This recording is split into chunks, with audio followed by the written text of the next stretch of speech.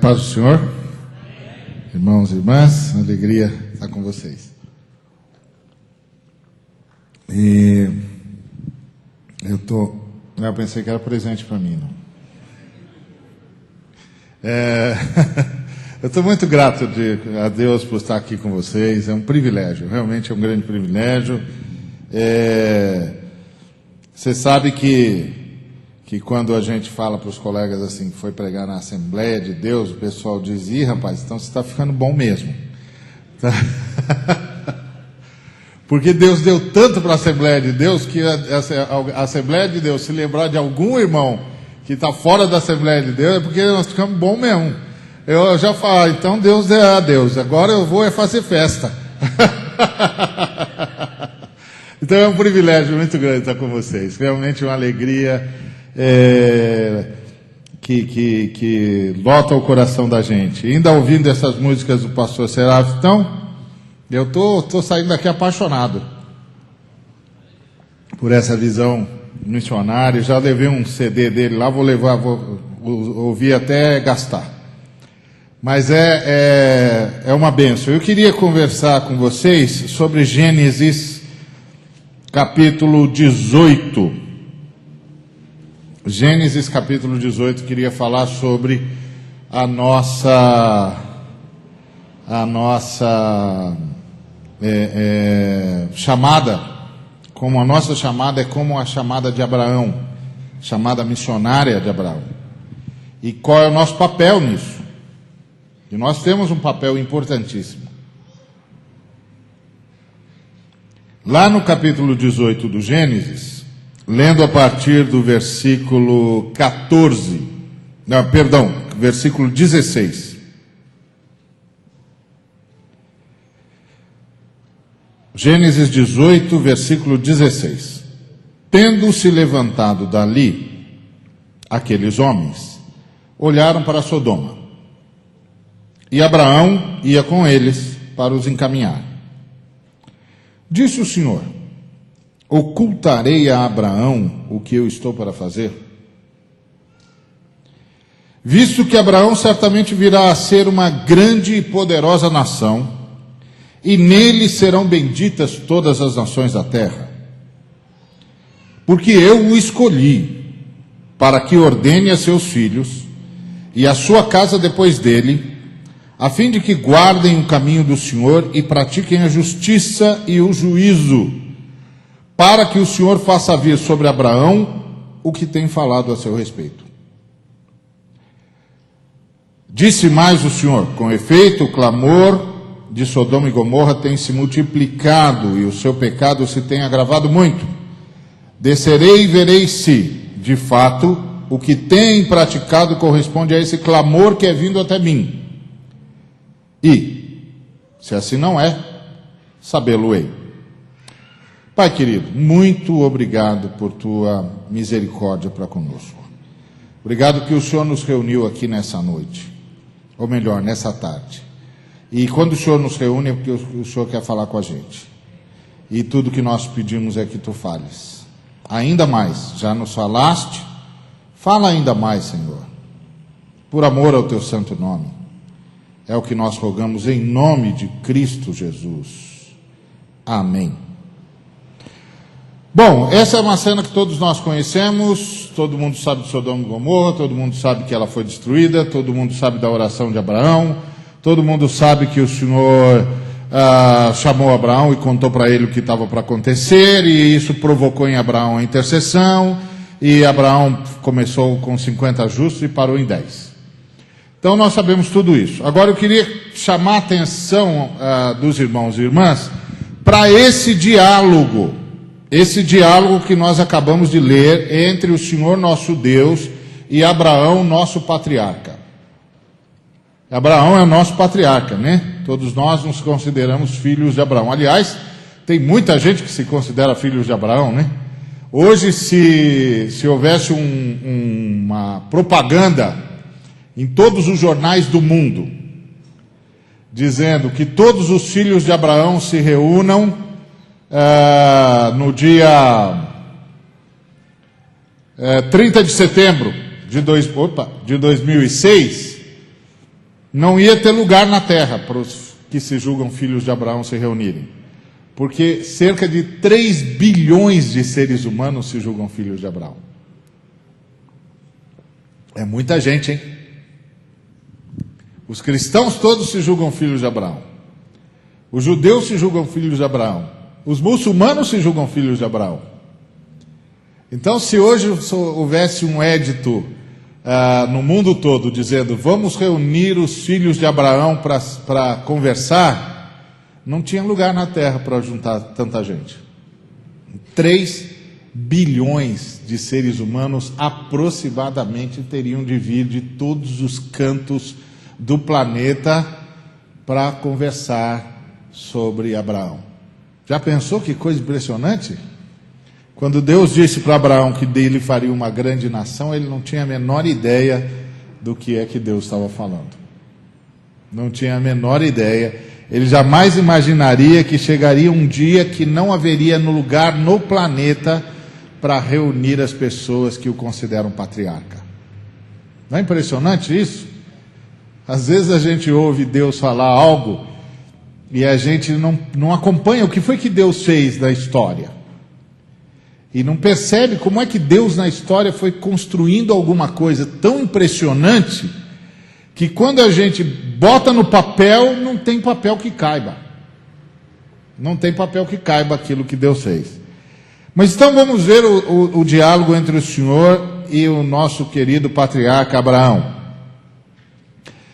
O Senhor desce, faz algumas promessas a Abraão, entre elas que a Sara teria um filho, etc.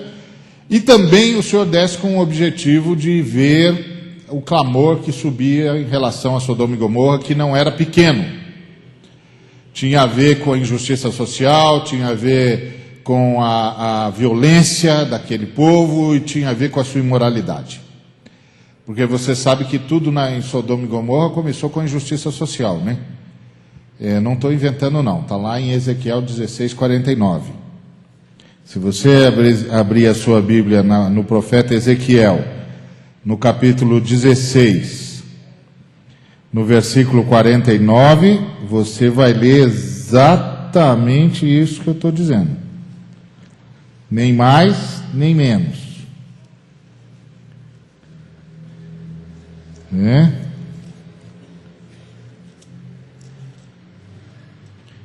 Tá, aqui se você abrir Ezequiel 16, você lê agora o versículo de número 49, o que você leu?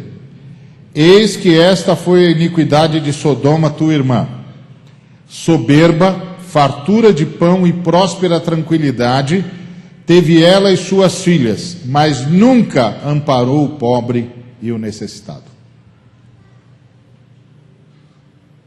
Está vendo? Tudo em Sodoma começou com injustiça social. Quando você pensa no Brasil, isso lembra para você alguma coisa? Não. Então você pode imaginar em que país, que risco que o Brasil está correndo. Porque a gente esquece que Deus também tem um juízo na história. Deus não tem só o juízo final, não. Deus tem um juízo na história. A gente é que se esquece, mas Deus tem juízo na história também, não é só juízo final, não. Deus não deixa para ser juiz só no último dia, Ele também tem juízo na história. Algumas nações não sobrevivem. Então Sodoma foi uma dessas que não sobreviveu por causa da injustiça social. Começou com a injustiça social e desandou na imoralidade. Então, aí o Senhor está conversando com Abraão sobre isso, sobre a situação grave. O Senhor está lá para ver essa situação grave de Sodoma e Gomorra. Aí ele começa a conversar com Abraão. que ele diz? Ocultarei a Abraão o que estou para fazer? Então ele está dizendo que ele tem algo e que ele não vai esconder do seu patriarca. Afinal de contas, Abraão é o único ser humano na face da terra, naquela altura, que tem esse nível de intimidade com Deus. Não é extraordinário? Porque você tem sempre de lembrar o seguinte, que hoje você sabe sobre Deus muito mais do que Moisés sabia. Você sabe coisas sobre Deus que Moisés nem imaginava. Você sabe muito mais do que Moisés jamais imaginou. Também o juízo sobre nós é um pouquinho diferente, né? Quem muito sabe, muito deve, né? Então, Abraão era a única pessoa em todo o planeta que tinha esse tipo de intimidade com Deus. Hoje todos nós temos esse tipo de intimidade com Deus. Você tem, eu tenho, todo mundo tem. Tá certo? Porque aqui na terra, aqui na reunião, eu sou o pregador, você está ouvindo, mas na hora que eu oro e você ora, eu e você somos exatamente a mesma coisa. Deus para ouvir você do mesmo jeito que para me ouvir. A diferença aí é quem de nós está orando. Às vezes eu não estou orando e você está orando, às vezes você não está orando e eu estou orando. Quer dizer, você está falando com Deus, mas não está orando. E às vezes eu estou falando com Deus e não estou orando. Porque também tem isso, né? Lembra daquele fariseu que disse, graças te dou ao Pai, porque eu não sou como esse publicano? O que foi que Jesus disse sobre ele? Disse o fariseu de si para consigo mesmo, graças te dou ao Pai. Ele pensou que estava orando, mas não estava orando. Tem gente que às vezes pensa que está orando e não está orando. Eu me lembro de um pastor chamado Davi Gomes, um pastor batista. Ele teve um programa na rádio Transmundial que era ensino da Bíblia. Ele era muito bom. Já, como diz o pastor Serafo, já foi para o andar de cima. O Senhor já o promoveu. E ele era bom homem de Deus, homem sério e tal. E uma vez uma irmã chegou para ele e falou assim, pastor, ora por mim. E ele disse assim, tá bom, nós vamos combinar o seguinte, primeiro a irmã ora pela irmã, depois eu oro pela irmã. Aí a irmã falou, tá bom. Então a irmã fez a primeira oração. Quando a irmã terminou de fazer a oração, o pastor estava em silêncio ele continuou. Aí aquele negócio constrangedor, meio chato, a irmã não sabia se falava com o pastor, se não falava, criou coragem e falou, pastor, o senhor não vai orar? Aí o pastor disse, irmão, o que foi que nós combinamos? Que primeiro a irmã orava pela irmã, depois eu orava. A irmã falou, tá bom. Então a irmã orou de novo. Aí terminou a oração, o pastor em silêncio estava, em silêncio continuou. Aí aquele negócio, aquele silêncio, aquele constrangimento. A irmã tomou coragem de novo e falou, pastor, o senhor não vai orar por mim? Aí o pastor disse, irmã, nós combinamos uma coisa. Primeiro a irmã ora pela irmã, depois eu oro. Aí a irmã, já constrangida, orou. Mas dessa vez ela abriu o coração e orou mesmo. Rasgou a alma diante de Deus. Aí quando ela terminou de orar, ele falou, tá vendo, irmã, agora eu não preciso mais orar pela irmã. Então, na hora da oração, todo mundo é igual. A diferença é que uns oram, outros não oram. Uns só falam, mas não oram. Outros não, outros oram. Outros, quando entram na presença de Deus, entram na presença de Deus mesmo. E outros ficam recitando coisa para Deus. Então, a questão é que diante de Deus, na oração, é todo mundo absolutamente igual. Absolutamente igual. E, aliás, às vezes, quem a gente pensa que não está nem contando é quem realmente conta. Não sei se vocês sabem da história que aconteceu numa das ilhas britânicas. Um grande avivamento aconteceu numa ilha britânica. Lá, uma daquelas ilhas lá sob domínio da Inglaterra. E, de repente, o avivamento parou. Era uma ilhazinha. Aí todos os pastores da cidade, da ilha, se reuniram para saber o que tinha acontecido, que o avivamento parou.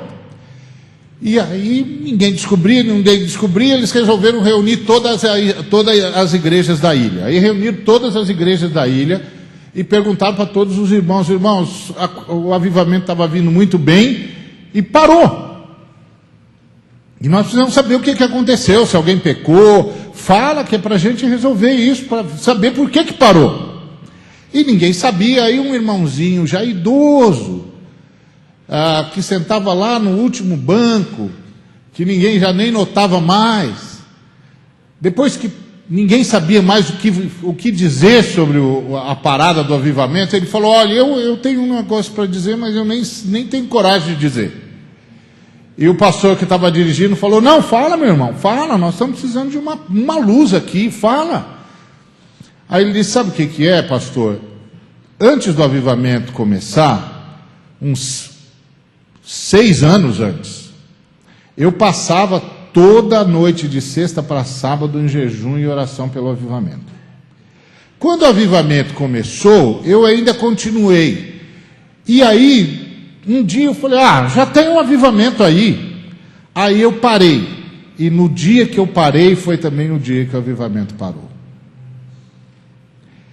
Então estava aquele avivamento enorme, pregadores de tudo quanto é tipo pregando, grandes pregadores, mas Deus estava fazendo o avivamento porque um irmão, que ninguém nem lembrava mais dele, se ajoelhava durante 6 anos.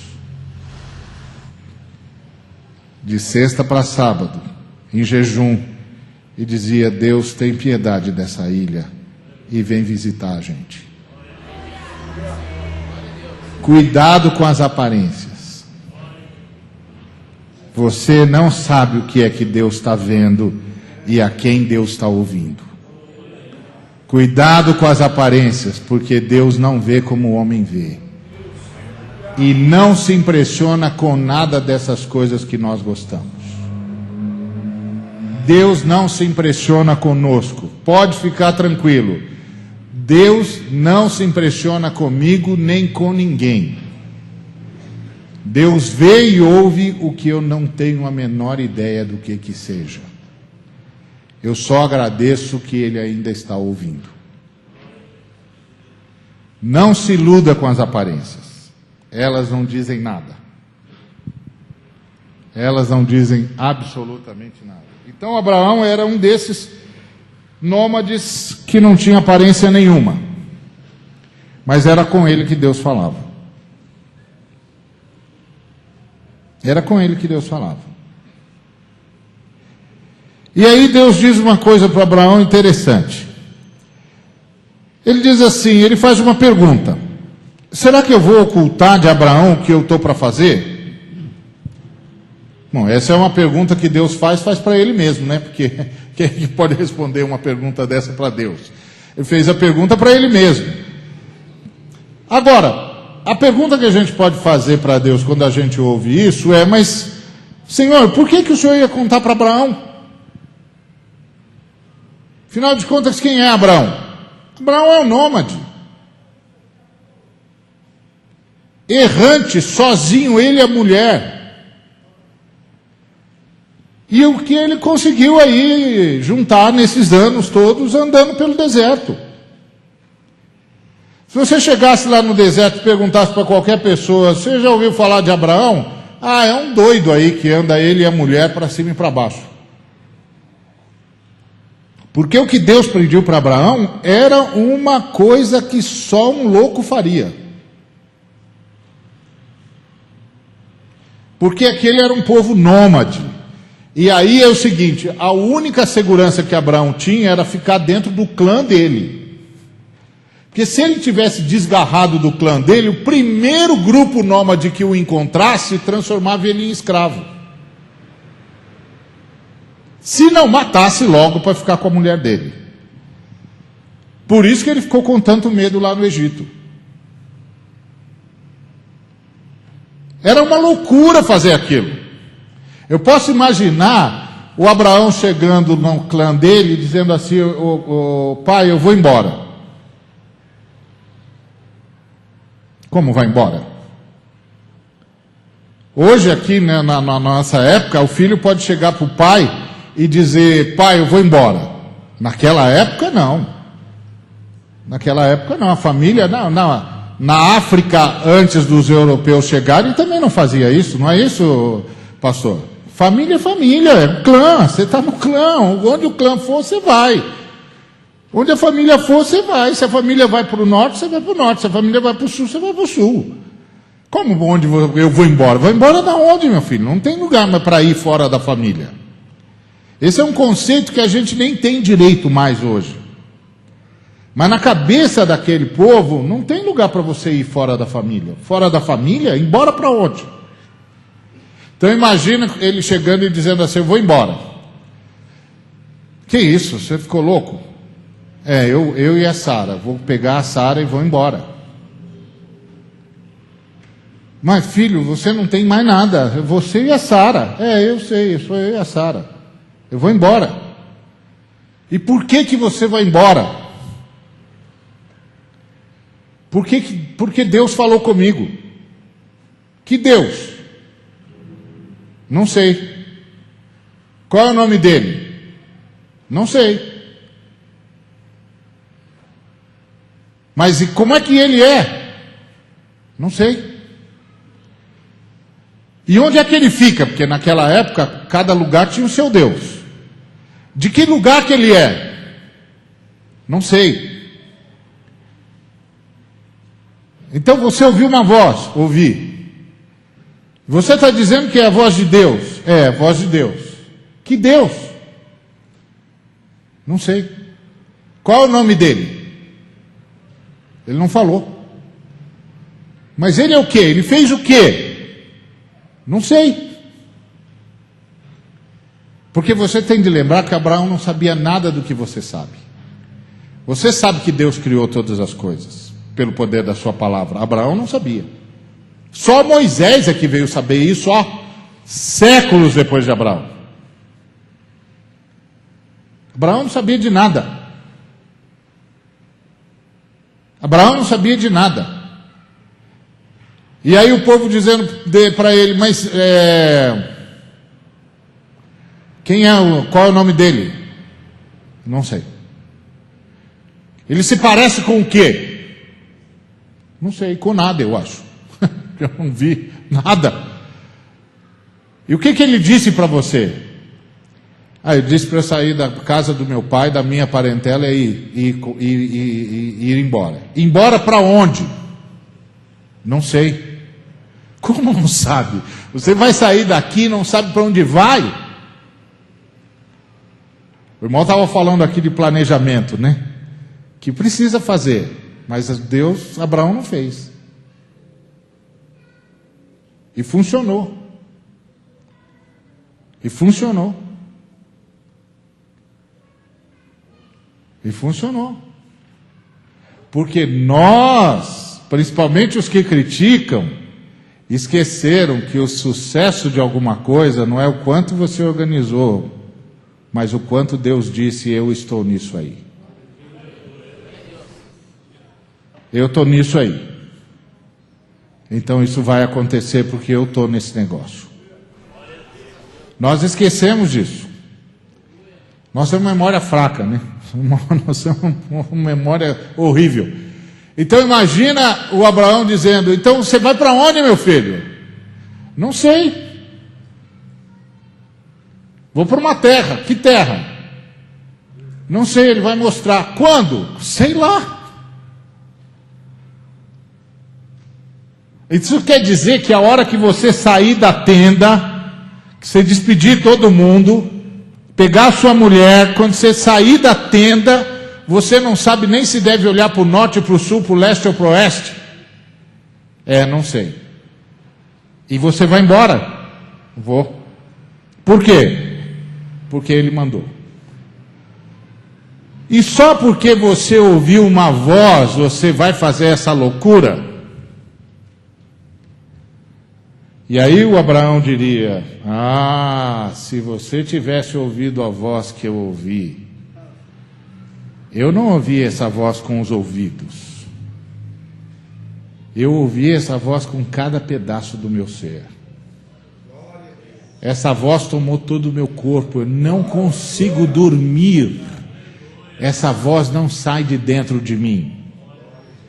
Todos os filhos de Deus, durante milênios que fizeram alguma coisa pelo reino, fizeram porque ouviram essa voz. Essa voz, em algum lugar, parou a gente no meio da rua e disse: sai, vai. E você disse: Deus, mas não dá para fazer isso. E ele disse: vai. Eu vou fazer, vai, você só tem de ir, mas Deus, isso é uma loucura, vai.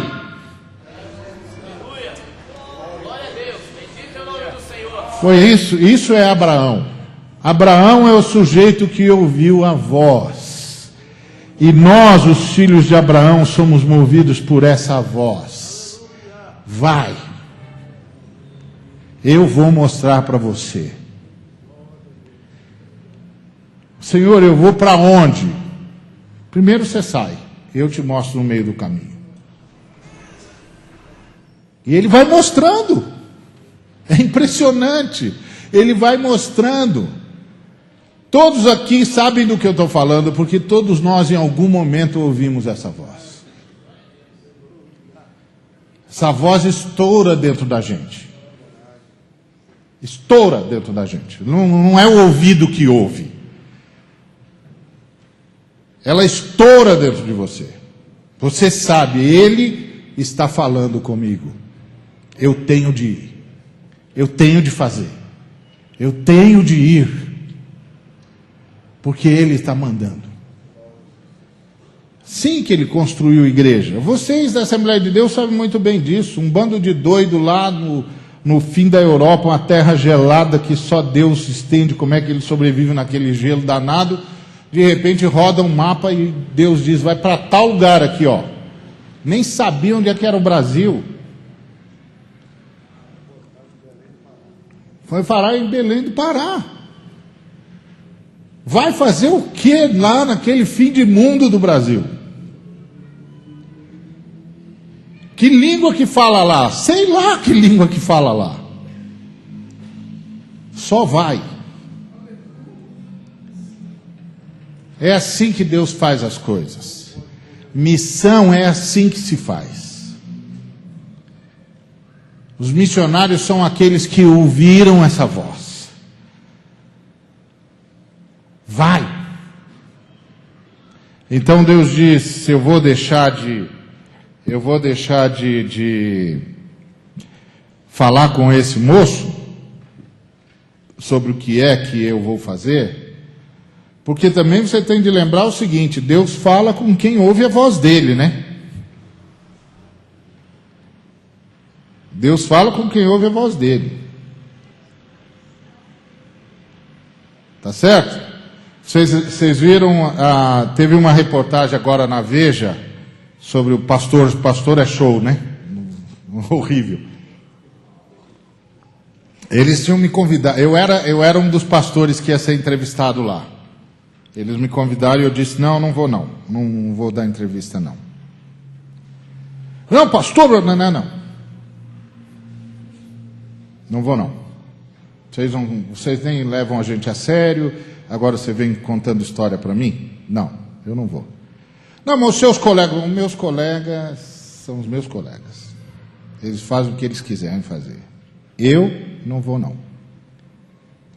Quando vocês quiserem falar sério sobre a igreja, vocês sabem onde eu estou. Quando vocês quiserem fazer bobagem, não conta comigo. Então, Deus fala com quem ouve sua voz. Não com quem ouve a voz da fama, a voz da propaganda fácil. Deus fala com quem ouve a sua voz, que sabe o que significa essa voz estourando dentro da gente e fazendo cada pedaço do corpo da gente vibrar. Vai! Então Deus disse, vou deixar de falar alguma coisa para o Abraão? Não vou. Mas por que o Senhor vai falar com Abraão? Porque esse é esse homem. E ele vai ser uma grande e poderosa nação. Opa, isso aqui é uma profecia, hein? Ele vai ser uma grande e poderosa nação. Então está profetizado, não está? Está profetizado.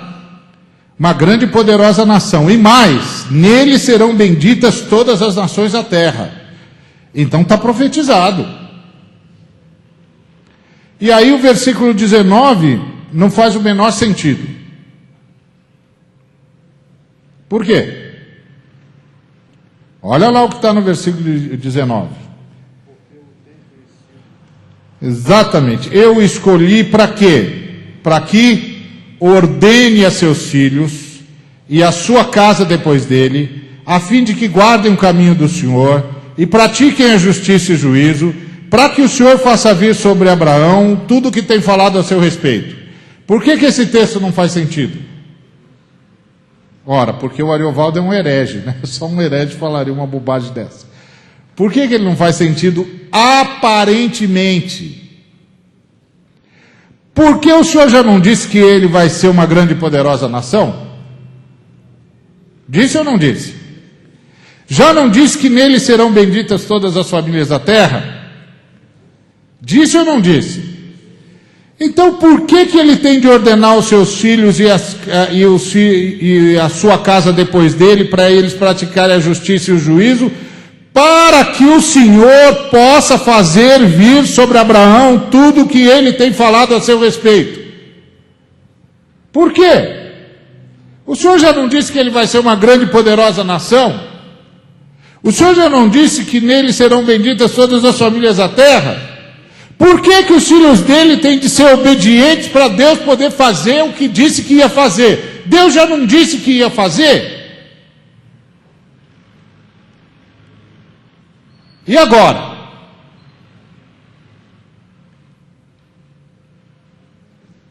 Sabe qual é o nosso problema? A gente pensa que as promessas de Deus estão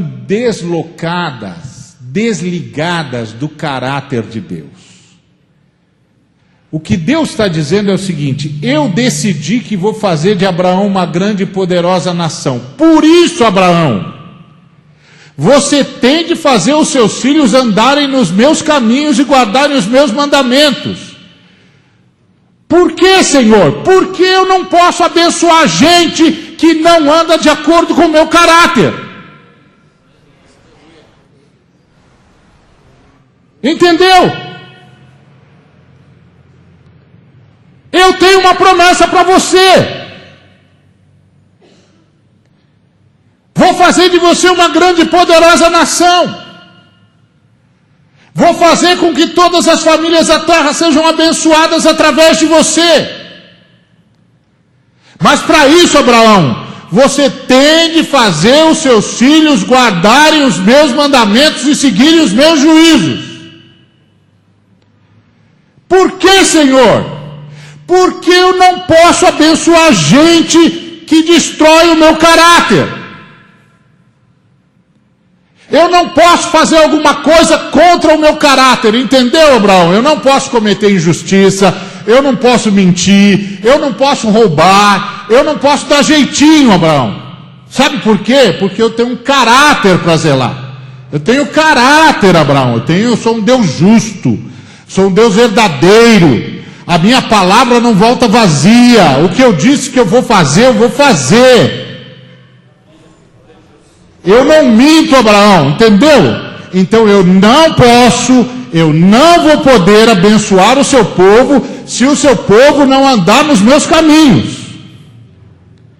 E se o seu povo não andar nos meus caminhos, Abraão, eu vou ter de fazer o seu povo voltar para os meus caminhos doa o que doer. Por isso que Israel enfrentou tanto cativeiro.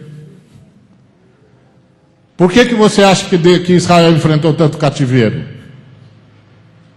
Porque Deus disse, eu vou cumprir o que eu disse para Abraão, então esse povo vai andar na linha. Senão não posso cumprir o que eu falei para ele. Então, irmãos,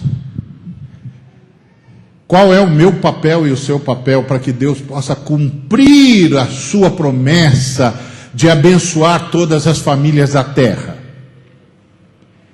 Eu e você temos de guardar os juízos e os mandamentos do Senhor, e isso significa que nós temos de ser obedientes no dia a dia e no envio missionário.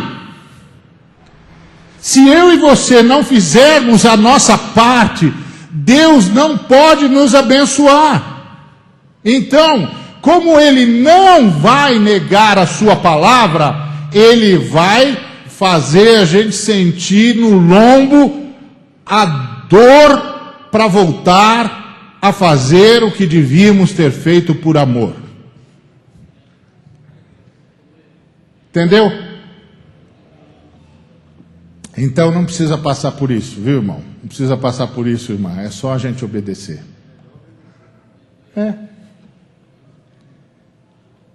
Deus não tem prazer nenhum em ver a gente sofrendo. A gente só obedece e está bom. E Deus vai poder fazer tudo o que prometeu que ia fazer. Entendeu? Então eu olho para a nossa realidade no Brasil. Deus nos deu muita coisa, irmãos. Deus nos deu muita coisa. Mas é coisa que não acaba mais. Deus nos fez uma igreja forte. Olhe para os irmãos da Assembleia de Deus, o que Deus agraciou vocês é brincadeira não. Agora isso significa que nós temos de fazer. Nós temos de fazer para Deus poder cumprir a sua palavra. Deus disse que ia abençoar todas as famílias da terra. Quem é que está carregando essa bandeira agora? Eu e você. Eu e você estamos carregando a bandeira de abençoar todas as famílias da terra. Quem é que está carregando essa bandeira? Jesus fez a parte dele. A primeira coisa que precisava acontecer para que todas as famílias da terra fossem abençoadas em Abraão é que o Cordeiro de Deus morresse e ressuscitasse por nós. Bom, isso ele já fez, não fez? Então agora é conosco. Agora é conosco. Se o Cordeiro de Deus não tivesse morrido e ressuscitado, nós não tínhamos nada para dizer. Vou dizer o quê? Não tem nada para dizer. Mas agora nós temos. E é isso que o Abraão fez. E às vezes isso acontece na vida de muito crente. Eu já vi líder que recebeu uma palavra profética do Senhor e aí não se cumpriu. E aí o pessoal diz assim, olha, não cumpriu a palavra dele, e era profética mesmo. Ele falou, não, cumpriu. É que ele saiu do lugar onde o caráter de Deus podia se manifestar.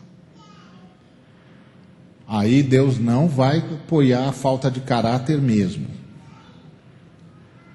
Aí você vê gigantes começando a tropeçar em pés de barro.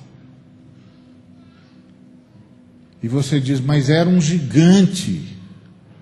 Pois é, mas esqueceu que Deus tem caráter. Deus tem caráter. Tá certo? O que vale para o cristão que chegou no reino de Deus hoje pela manhã, vale para mim que já estou no reino de Deus há mais de 30 anos.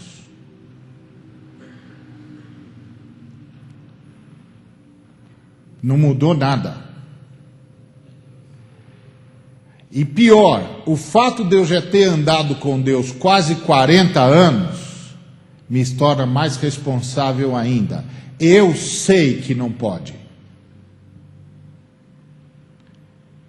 O irmãozinho que chegou hoje pela manhã no reino ainda não sabe o que eu sei, mas eu sei. Ninguém precisa me dizer. Eu sei. Eu conheço as Escrituras Sagradas. Eu sei que não pode. E que quem não pode sou eu.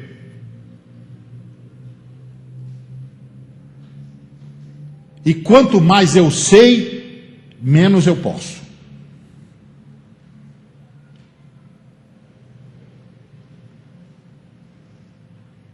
Porque crescer espiritualmente é crescer em obediência. Não é crescer em poder. Poder Satanás tem.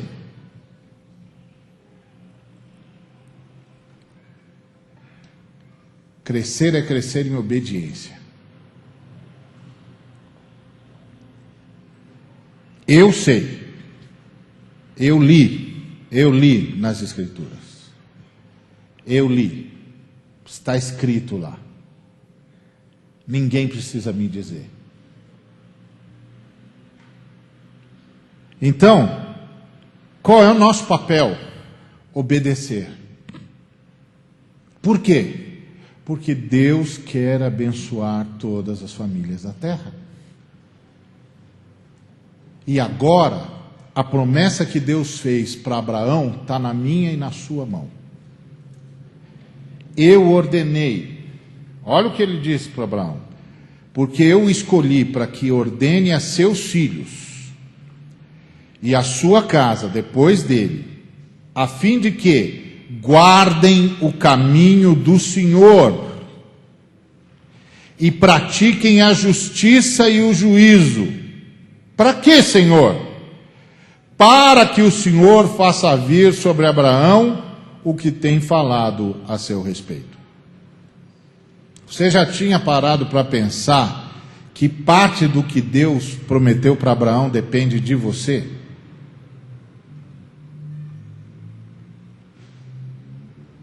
Já tinha parado para pensar nisso? Pois então pense. Parte do que Deus prometeu a Abraão depende de você. Você tem participação nesse negócio. Depende de você. Porque eu e você, como é que diz o texto? Porque eu escolhi para que ordene aos seus filhos. Você não é filho de Abraão? Sim ou não? Bom, então é com você. Seus filhos e sua casa depois dele.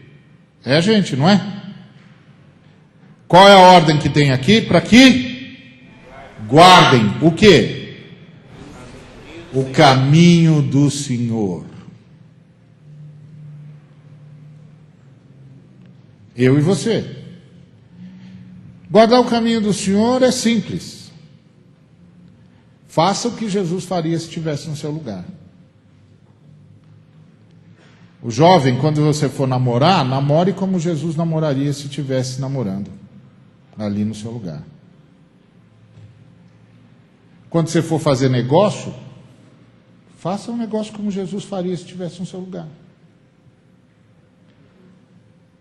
Quando você for falar com alguém, fale como Jesus falaria se estivesse no seu lugar. Quando você for assistir televisão, se é que você assiste, assista o que Jesus assistiria se estivesse no seu lugar.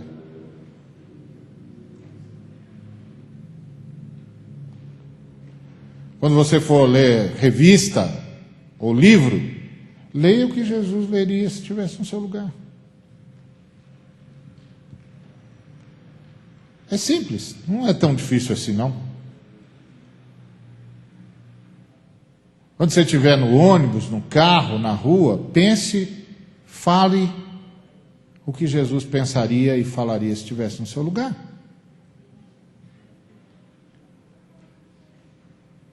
Aí você derrota Satanás. Porque a hora que Satanás soprar qualquer coisa para você, você diria, opa, Jesus não pensaria isso.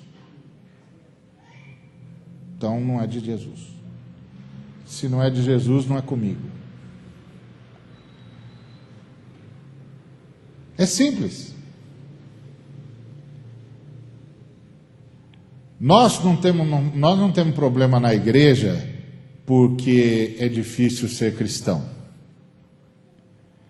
Nós temos problema na igreja porque é difícil deixar de ser pecador. De ser egoísta, de ser orgulhoso, de ser vaidoso, de querer tudo para si e nada para os outros. É por isso que a gente tem problema na igreja.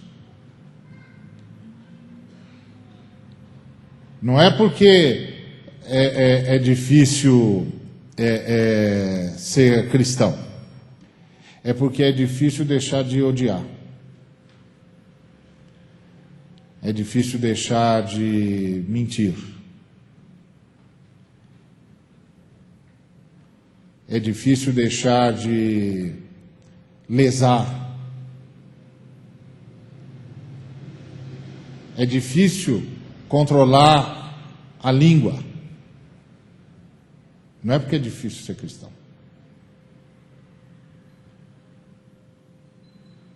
Eu lembro de um irmão que falou para mim, não, estou brigando por causa de Deus. Eu falei, que isso, irmão, ninguém briga por causa de Deus. Por causa de Deus a gente perdoa, por causa de Deus a gente abraça, por causa de Deus a gente dá uma nova chance para as pessoas. Quando a gente briga é por nossa causa mesmo. A gente briga pelas coisas que a gente quer para nós, ou que a gente acha que é nosso. Ou pelo jeito que a gente acha que devia ser. Por Deus ninguém briga não, irmão. Por Deus a gente perdoa. Por Deus a gente começa de novo. Por Deus a gente abraça. Por Deus a gente ora pelo outro e abençoa. Tem uma inversão de valores no nosso meio. É uma inversão de valores no nosso meio. Então aí a gente não guarda mais o caminho do Senhor.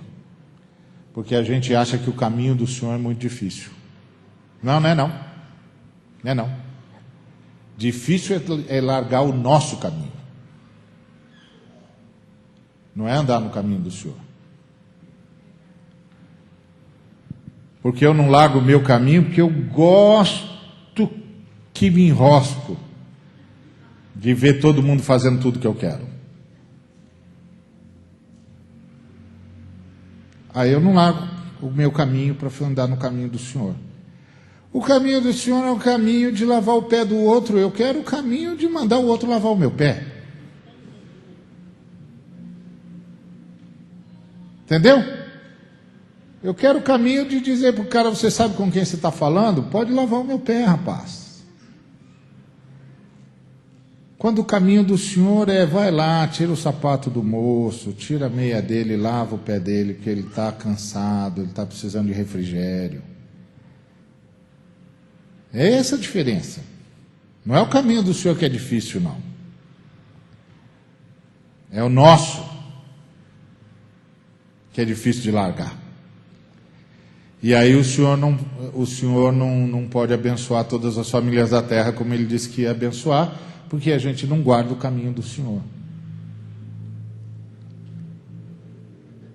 Entendeu? Então a gente não fica perguntando, Senhor, o que o Senhor quer? A gente diz para o Senhor o que a gente quer que Ele faça. Aliás, se a gente fosse traduzir as nossas orações, a maioria das nossas orações é assim, Pai, eu estou passando aqui por um probleminha, mas eu até sei a resposta. Não vou nem dar trabalho para o Senhor adivinhar a resposta. Eu já vou dizer para o Senhor, se o Senhor fizer isso, está tudo resolvido.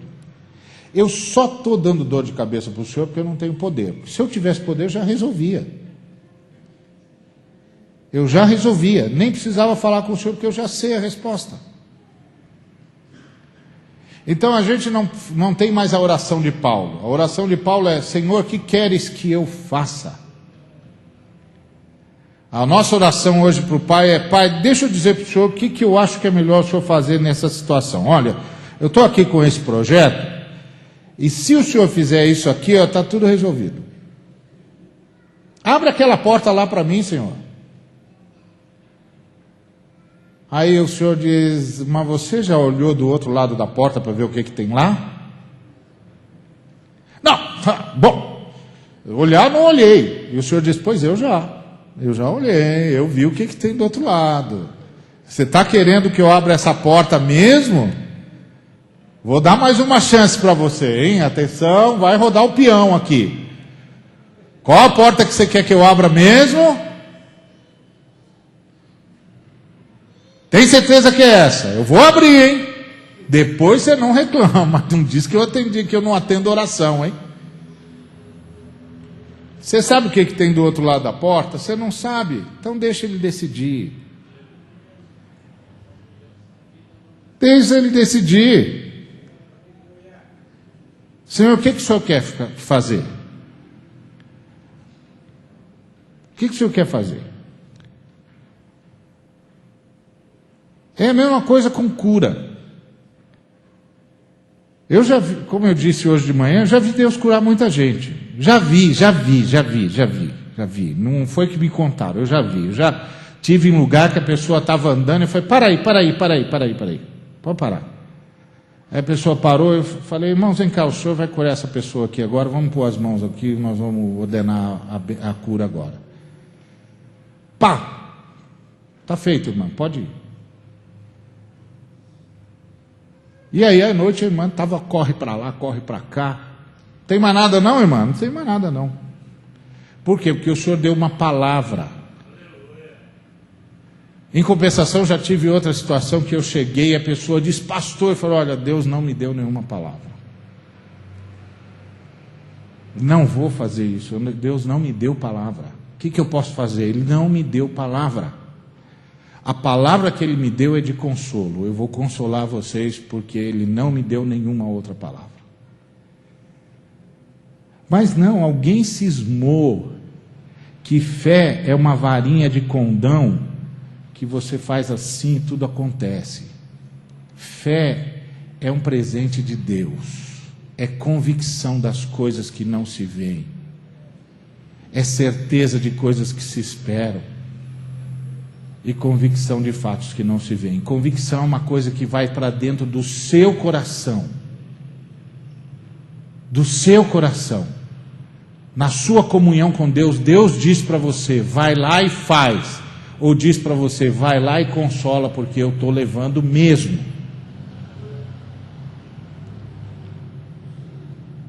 E você vai lá e fala a palavra de Deus. Se a palavra de Deus for palavra de cura, vai ter cura. Se a palavra de Deus for palavra de consolo, então é a palavra de consolo. Mas como nós somos duros de coração para entender isso. Somos duros de coração. E vocês sabem disso muito, porque Deus levantou nessa igreja muita gente com dom de cura. E quantas vezes você já não foi em igreja e está cheio de gente para ser curada, e Deus aponta 10 pessoas, 10 pessoas são curadas. E as outras 20? Volta doente, porque Deus não deu palavra. Deus não deu a palavra de cura, então não tem cura. Quando Deus dá a palavra de cura, então tem cura.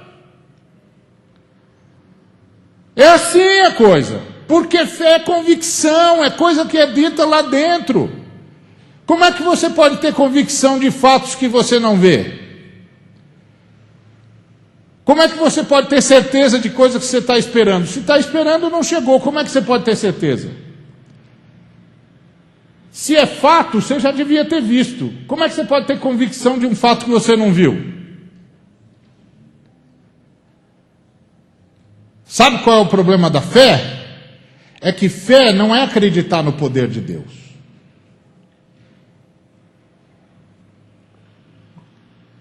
Sabe, acreditar no poder de Deus é óbvio. Claro que Deus tem poder. Ele é Deus. Se ele não tivesse poder, não seria Deus. Fé é acreditar no caráter de Deus. Sabe por que eu sei que vai fazer, que os fatos que eu não estou vendo estão lá? Porque Deus disse. Sabe por que vocês têm certeza das coisas que você espera e ainda não chegou, mas que você sabe que vai chegar? Porque Deus disse. A gente acredita no que Deus disse. É assim que a gente crê. Deus disse.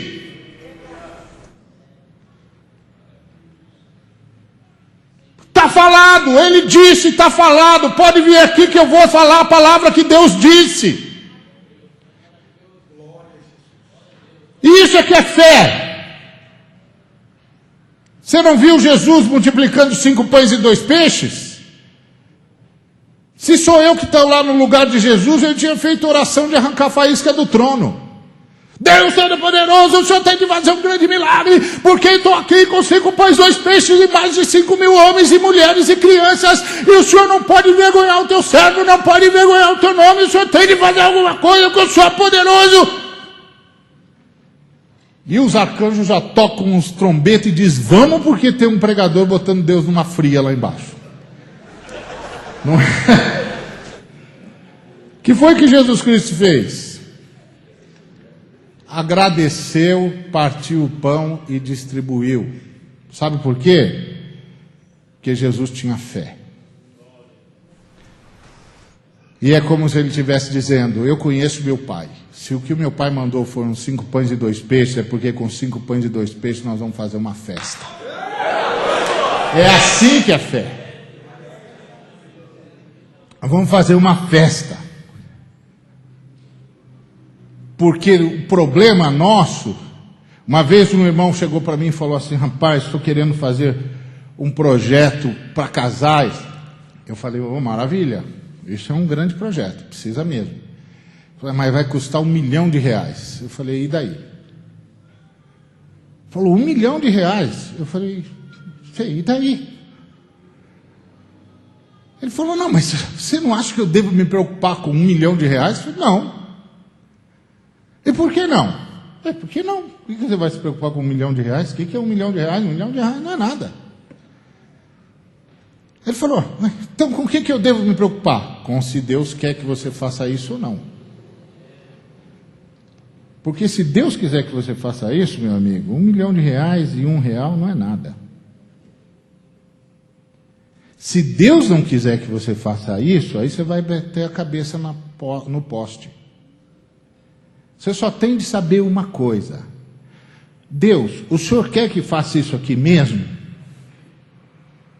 Quero. Então, me diz qual é a terra que o Senhor vai me mostrar, que eu já estou indo para lá.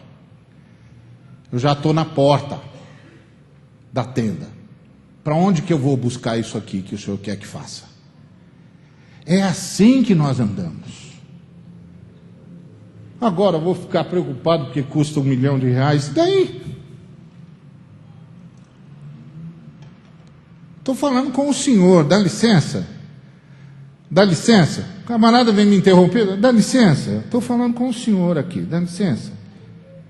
Ele manda em tudo aqui. Está vendo esse moço aqui sentado nesse trono extraordinário aqui? Está vendo? Ele manda em tudo. Ele manda em tudo. Ele tem tudo aqui na mão dele, ó. Então eu vim perguntar para ele o que é para fazer. Os custos é problema dele. Eu só quero saber o que é que, para onde quer que ele quer que eu vá. Se é para o norte, para o sul ou para o leste. O restante é tudo problema dele. Ele mesmo vai resolver. Não é minha obra, é obra dele. Não é coisa minha, é coisa dele. O problema é dele, não é meu. O meu problema é fazer exatamente o que ele disser.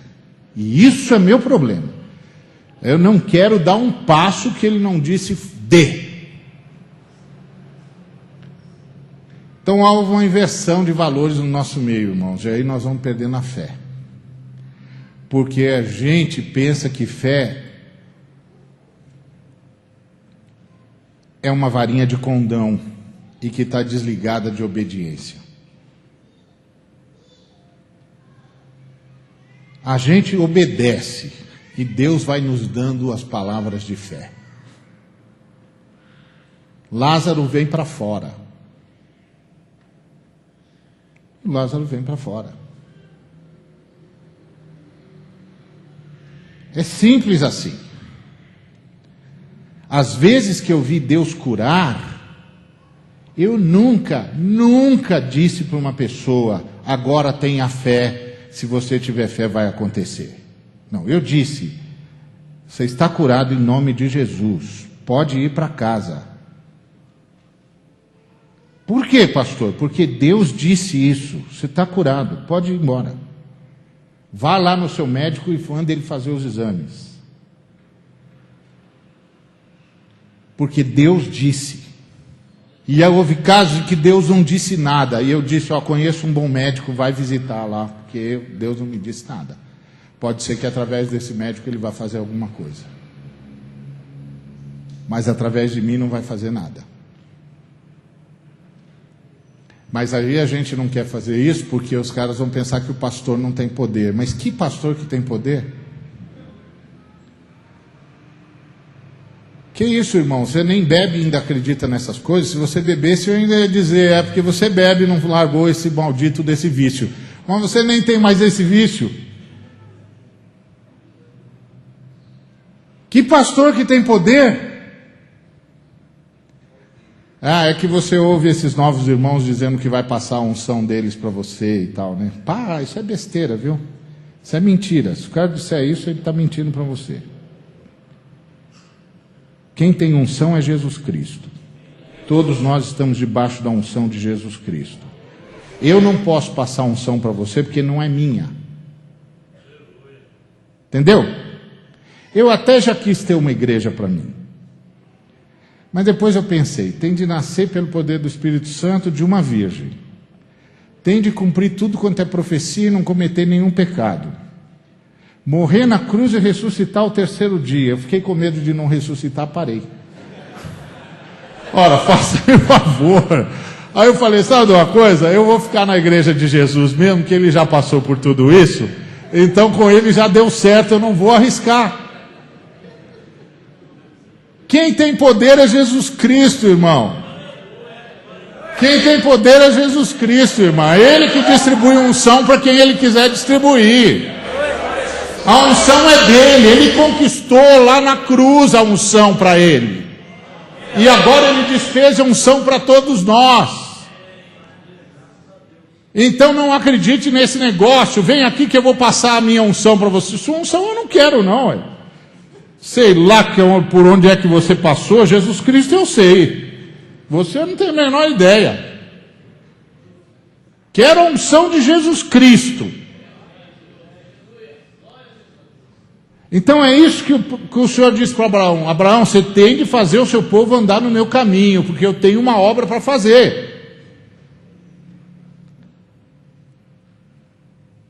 E eu escolhi você para levar o seu povo à obediência.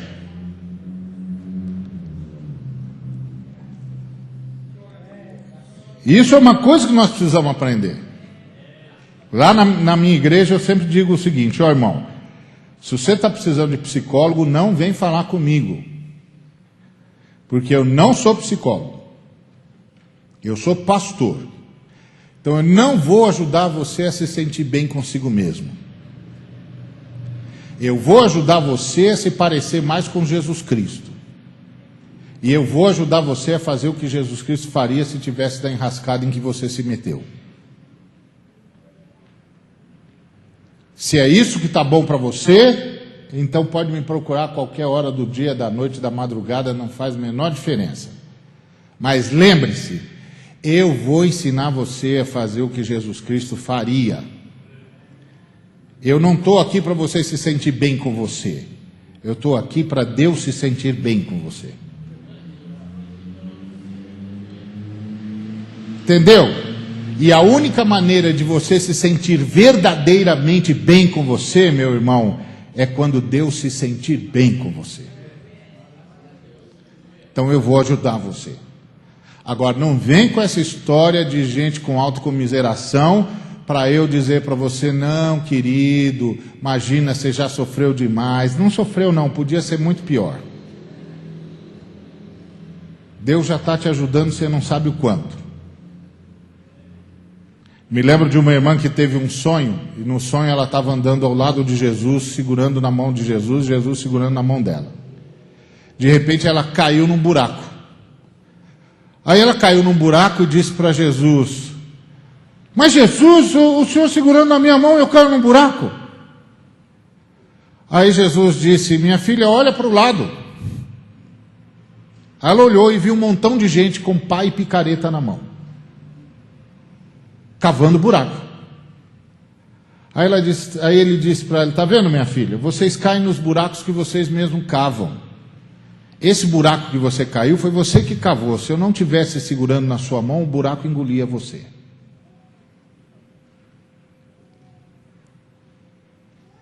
Então, meu papel como pastor é ajudar as pessoas a ficarem de um jeito que Deus gosta. Porque o dia que elas ficarem do jeito que Deus gosta, elas vão gostar do jeito que elas estão. Porque só há cura em Jesus Cristo. Só há maturidade em Jesus Cristo. Só há cura emocional em Jesus Cristo. Crente que vive reclamando ao invés de ir fazer o que Jesus Cristo faria se estivesse no seu lugar, só se afunda. Vira vítima da sua própria mazela. Nunca cresce. Nunca vira gente como gente deve ser. Porque errou de endereço. Não entendeu que ser gente é ser como Jesus de Nazaré. E que quanto mais você se aproximar de Jesus de Nazaré, mais gente do jeito que gente deve ser você vai ser. E lembre-se, a Bíblia não diz o que é felicidade. A Bíblia diz que tipo de gente que é feliz. E é o tipo que anda nas pegadas de Jesus de Nazaré. Então é isso que o Senhor está dizendo sobre Abraão. Abraão, você recebeu uma ordem de mim. E a sua ordem é fazer o seu povo andar no meu caminho e guardar os meus estatutos. Abraão, se o seu povo andar no meu caminho e guardar os meus estatutos, tudo que eu disse sobre você vai acontecer. E se o meu povo não andar nos seus caminhos e nos seus estatutos, Senhor? Então não vai acontecer. Bom, então a palavra do Senhor vai ser quebrada? Não, não vai. Ué, como? Eu vou fazer o seu povo andar nos meus caminhos. Doa o que tiver de doer. Está vendo? É o que está escrito aqui nesse texto.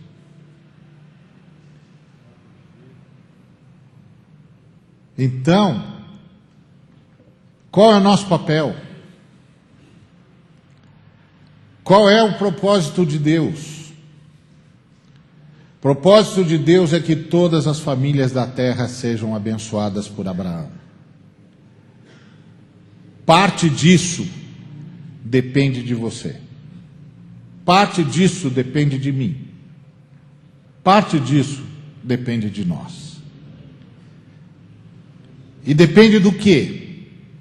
De nós andarmos no caminho do Senhor. E quem anda no caminho do Senhor faz missão. Envia missionário. Esse é o caminho do Senhor. Na verdade, todos nós somos missionários. A diferença entre nós e os que vão é que nós somos os missionários que ficam e eles são os missionários que vão. Mas não tem ninguém na igreja que não seja missionário. E a missão é uma só: abençoar todas as famílias da terra. É por isso que o Senhor disciplina a gente. Porque Ele tem uma palavra para cumprir. Enquanto Deus tiver uma palavra para cumprir, todas as vezes que eu sair da linha, Ele vai me disciplinar. E se Ele não me disciplinar uma vez, é porque na verdade eu nunca fui dele. Porque os que são dele, Ele disciplina. Volta, eu tenho uma palavra para cumprir e você faz parte desse negócio. Volta. Então, só que a gente não precisa passar por nada disso. Basta andar no caminho do Senhor. O caminho do Senhor é perfeito.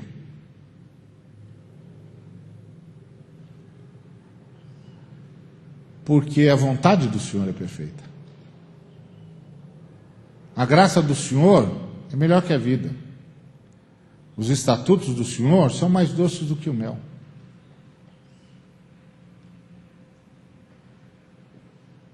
Tem nada de difícil no caminho do Senhor. Difícil é sair do nosso caminho. Dificuldade não é o caminho do Senhor, é o meu caminho.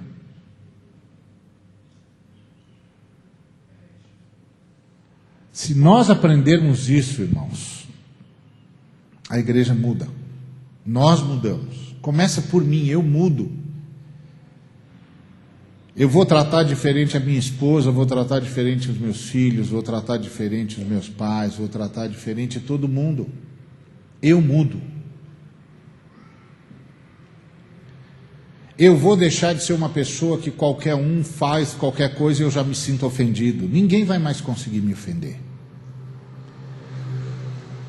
Porque quando a pessoa chegar para mim, meter o dedo na minha cara e disser, você não vale nada, eu vou dizer, é mesmo.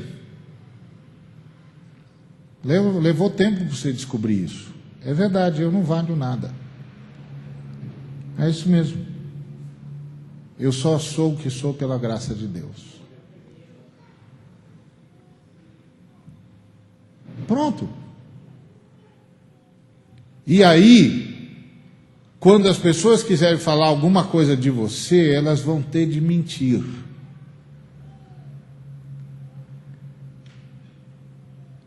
E aí, quando elas tiverem de mentir para falar todo mal a seu respeito, então exulte. Porque grande é o seu galardão no céu, porque assim perseguiram os profetas que foram antes de você. Você faz festa. Quando alguém disser, você viu que tem gente te caluniando? Opa! Glória a Deus! Por quê? Porque foi assim com os profetas, aumentou meu galardão. Deixa caluniar, porque eu estou ganhando mais galardão.